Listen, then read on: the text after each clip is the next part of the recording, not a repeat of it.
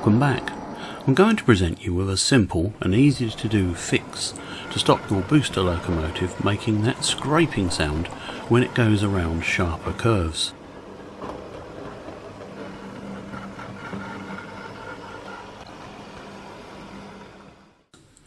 It's caused by the wheels slightly rubbing on the inside of the body.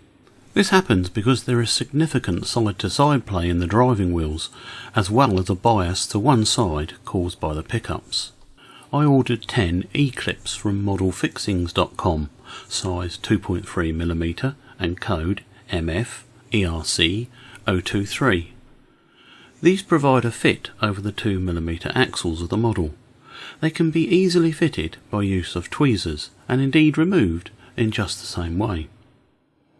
What they do is remove a little of the side-to-side play in the front and leading pair of wheels of each bogie.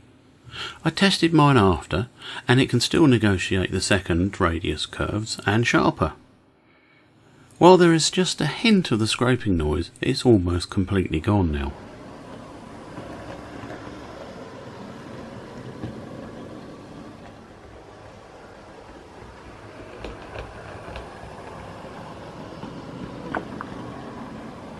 At the same time, I decided to fit crew. I used Bachmann 34408 figures and tacky wax to affix them to the seats in the loco.